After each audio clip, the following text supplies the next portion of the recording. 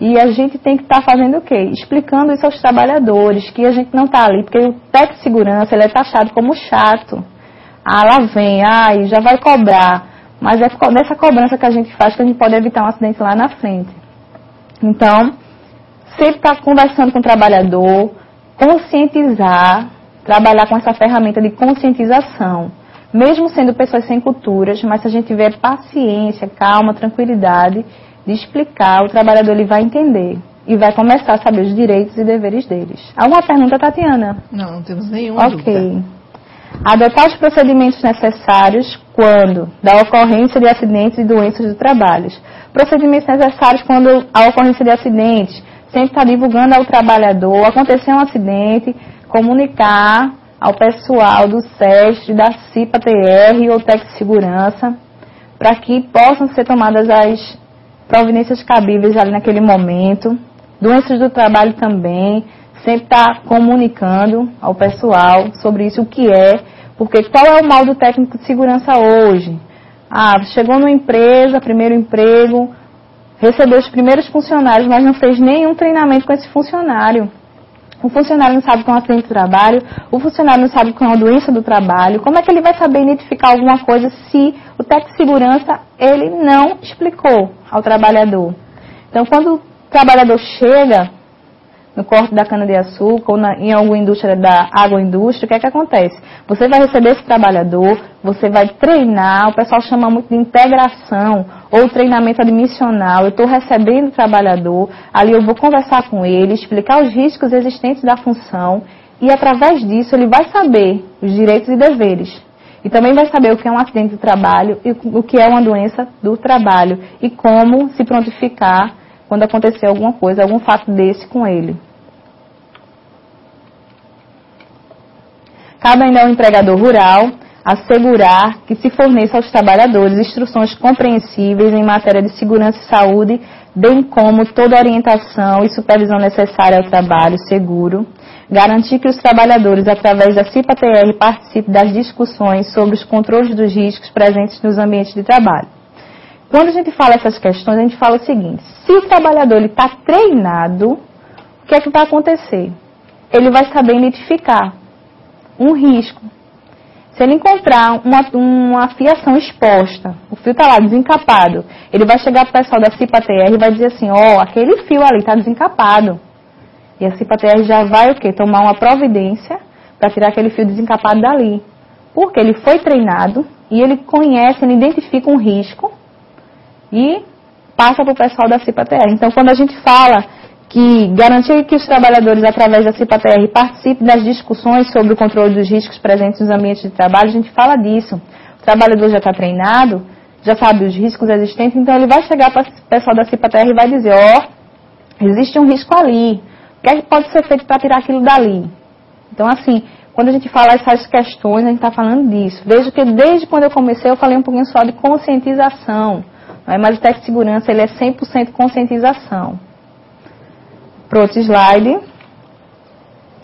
Cabe ao empregador rural informar os trabalhadores os riscos decorrentes do trabalho e as medidas de proteção implantadas, inclusive em relação às novas tecnologias adotadas pelo empregador.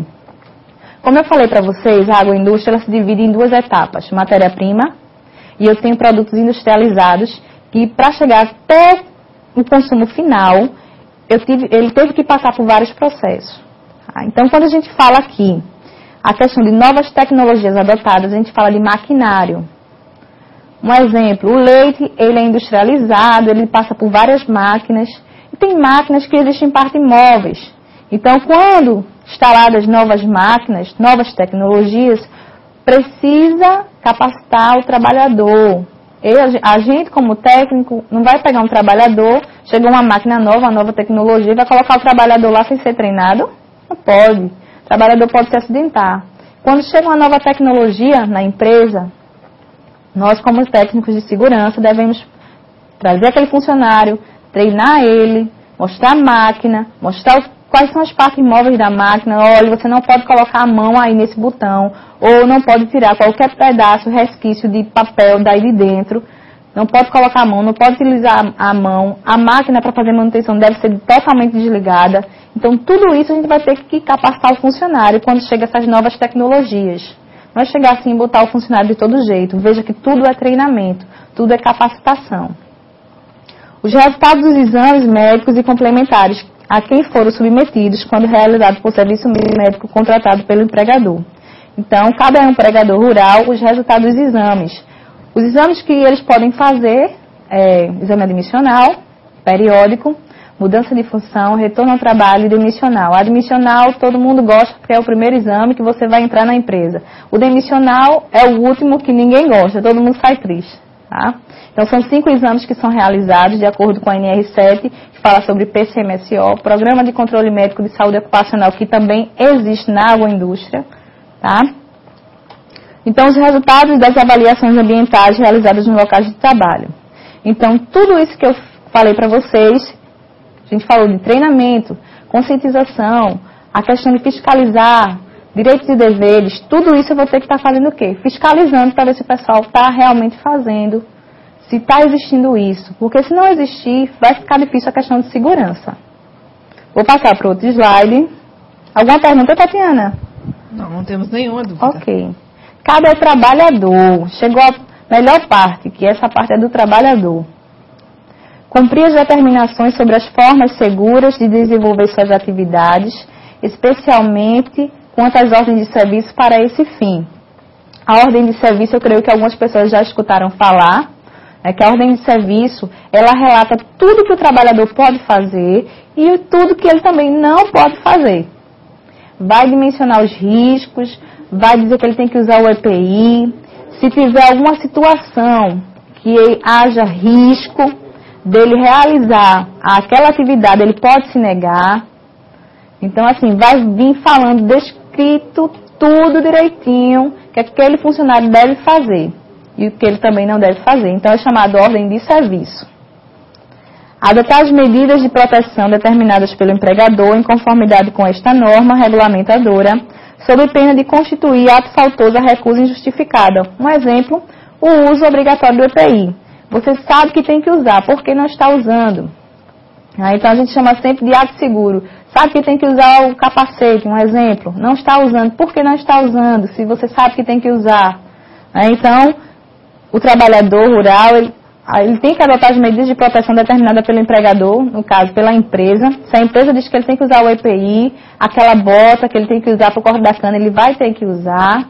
A recusa justificada é ato faltoso. Então, assim, ele tem que se adequar às normas da empresa. Existe uma coisa que eu chamo direto, eu digo que os alunos precisam ter também. Adaptabilidade. Por quê? Em todo local que você chegar, pode ser construção civil, agroindústria, hospital, pode trabalhar técnico de segurança também, você vai ter que se adaptar àquele local de trabalho. Então, quando a gente fala de adotar as medidas de proteção determinadas pelo empregador, eu estou falando para vocês a questão de adaptação. Hoje em dia, se não tem adaptação, o trabalhador, ele não pode ficar na empresa. Porque as empresas hoje visam o quê? Fazer segurança. Aquele trabalhador que não quer fazer segurança, as empresas vão ter dor de cabeça com ele lá na frente. Então, já educa de agora. Então, cabe ao trabalhador fazer uso obrigatório dos seus EPIs. E para a finalidade a que se destina.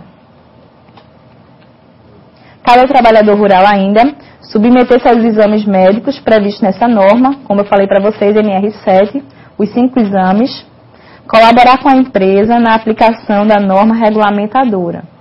Então, se a empresa faz cumprir a norma, ele tem que se adequar à norma. Direito dos trabalhadores. Ambientes de trabalho seguros e saudáveis, em conformidade com o disposto dessa norma regulamentadora. Então, tem que ter um ambiente de trabalho limpo, organizado, um ambiente que eu possa tomar uma água, um ambiente que eu possa fazer minhas necessidades fisiológicas. Alguma pergunta, Tatiana? Não temos nenhuma dúvida. Ok. Então, necessidades fisiológicas. Eu preciso ter um ambiente de trabalho agradável. Eu tendo um ambiente assim, vou ficar feliz, vou produzir mais. Vou fazer também segurança. O trabalhador, quando ele não está satisfeito com a sua função, o que é que acontece? Cai logo na parte de segurança. Não quero usar EPI. Não quero fazer o que o técnico pede. Não quero fazer o que o pessoal da CIPA-TR pede. Então, assim, o trabalhador, quando ele está insatisfeito, fica difícil de se trabalhar. E com a insatisfação dele, vai ocasionar o quê? Acidentes do trabalho. Então, assim, sempre manter um ambiente de trabalho seguro e saudável, porque o trabalhador ele vai sentir o quê? Ele vai sentir um ser humano realmente. Lembrando a vocês, acho que fazem 8 meses, passou num jornal a questão de um fazendeiro, que ele tinha vários trabalhadores, e os trabalhadores estavam jogados ao léu, dormindo em redes,